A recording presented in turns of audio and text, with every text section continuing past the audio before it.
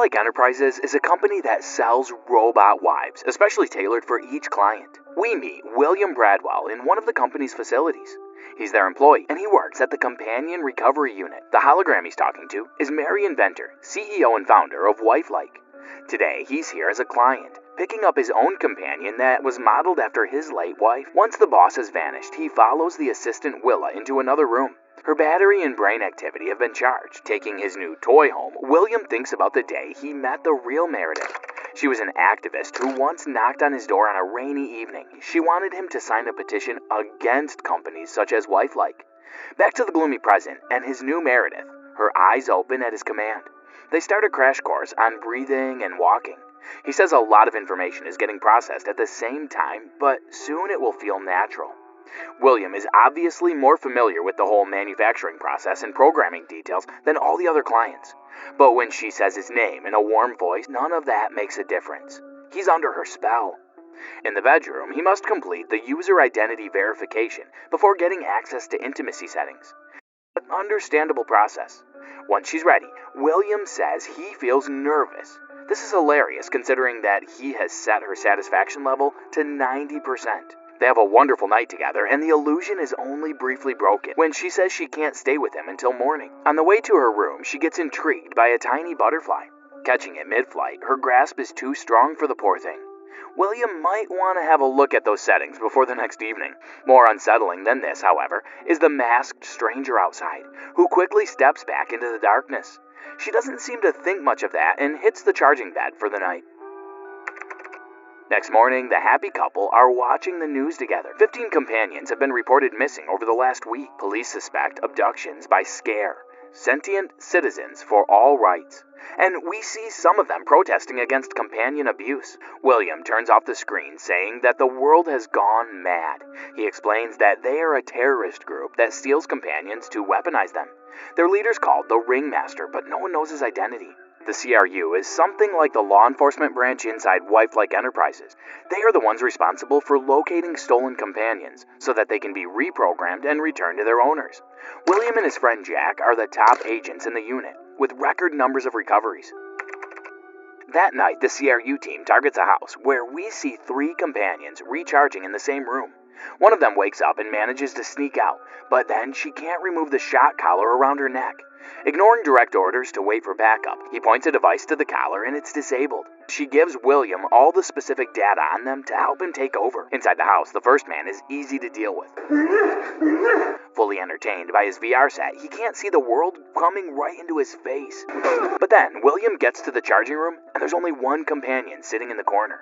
That's because the third one is being held at gunpoint by the kidnapper. The man refuses to put his gun down, so William decides to hit him first. Jack arrives right after that. He asks if the man had resisted, and William says they always do. At home, Meredith is recharging again. This time, we get to see what she's experiencing. We meet the interactive dream operator who says she'll have a dream about her birthday party. Of course, William is part of her dream, and he wishes her a happy birthday. There's also a girl named Liddy, and there's something a little off about her. Unlike the other guests, she sounds unscripted. Liddy introduces her to a masked man. He gives a card with the image of a cardinal, saying that it will help her remember.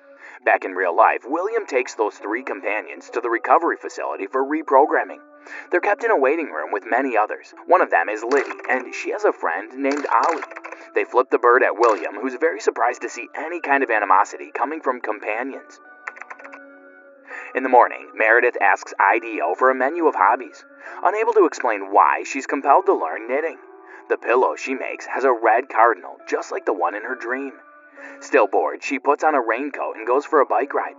A woman standing in the middle of the road makes her lose control and have a nasty fall. Her name is Louise. Just like the masked man in the dream, she says Meredith must remember. When William gets home, he takes care of her bruised hand while she tells him what happened.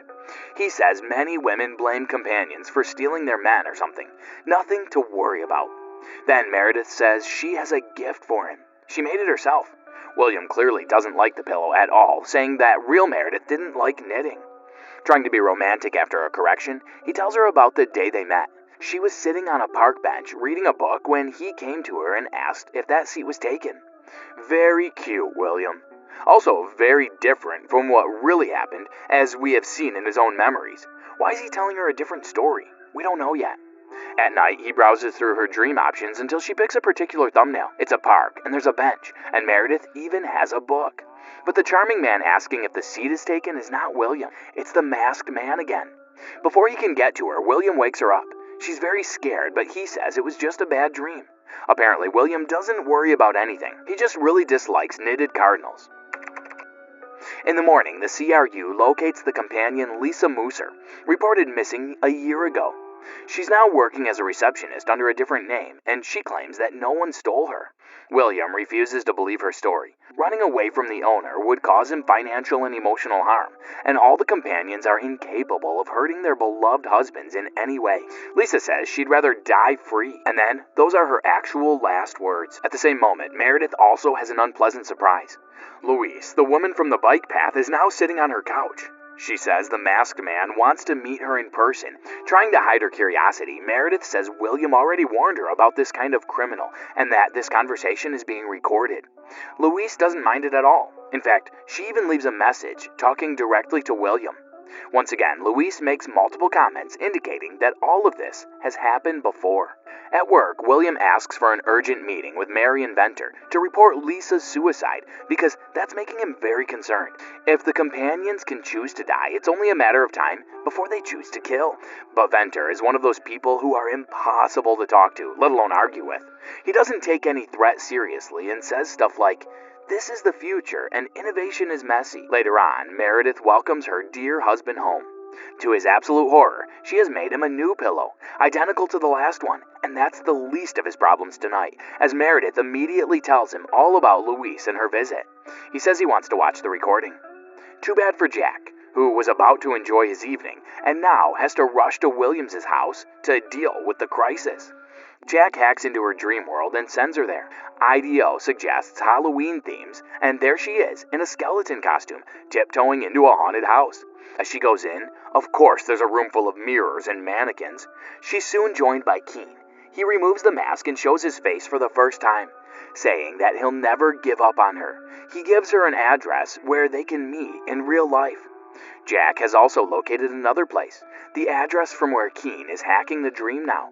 They decide to send a CRU team there, while William will meet Keen at the other location. Meredith sits up all of a sudden, saying that the man's face actually does ring a bell. William tells her to stay put because he'll end this tonight. When the CRU team breaks into the large empty storehouse, all they find are mannequins and a closed suitcase. Jack is dumb enough to open it, releasing gas all over the place. At the other location, William also finds out that the hooded figure in a mask he has just shot is just a dummy. It was part of an elaborate plan to get Meredith all alone. But when William gets home, no one has harmed her. They had left something for him on their doorstep, and that was all. Meredith is safe and very curious. She can't understand why a terrorist would miss such a chance to take her. William says it's part of their evil plan to erode her trust in him like this. Then he says that she has been abducted before and ended up involved in terrible terrorist attacks. Those memories were erased from her mind to protect her from the shame and guilt. A video call comes in and it's Jack. He tells him about the trap, and William says he must go into her dreamscape to meet Keen face to face. Jack says he's asking for something illegal. What happens in the dream world may have real-life consequences, which is why humans are allowed to observe but never engage. William promised not to engage. He just wants to talk. So William and Meredith go to Jack's apartment. He gives her some instructions and explains that he can only wake up when she does. Jack says one last time that he must be careful because dying in her dream would fry his brain for real. Into the dreamland, IDO sends her to the woods, where Keen is already waiting for her. But this time, she has a +1. William tells her to run and stay away. She must wake up when her battery is at 10%. Jack is furious because that will keep him in the dark, since he only sees what Meredith sees. To ignore Jack's advice completely and engage in a physical fight. Lost in the woods, Meredith calls IDO in distress. He sends her an exit door to a fancy masked ball. Liddy is there to welcome her back. Things take an unexpected turn when the two men in the woods simply roll into the new scenario. What a dramatic way to crash a party.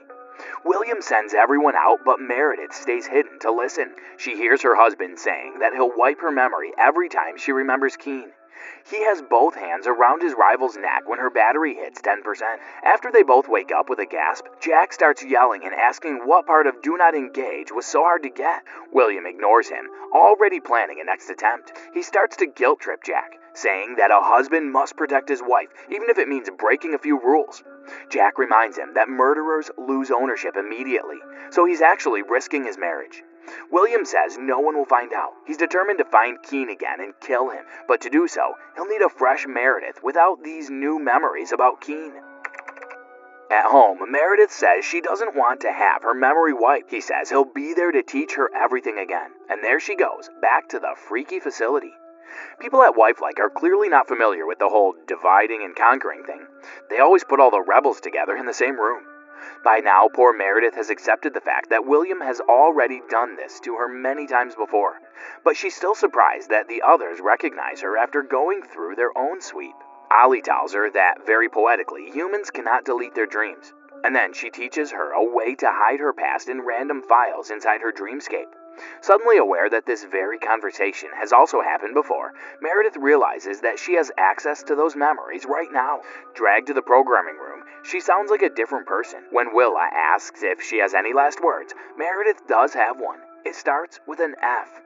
While Louise pays a visit to Jack's girlfriend, Meredith is going through another rebirth. William says exactly the same things as the first time. Pretty much a sales pitch now, except for the last part, ruined by Jack's arrival. After looking at the evidence Louise left for him, he knows a lot more about William now. Enough to arrest him for Keen's murder.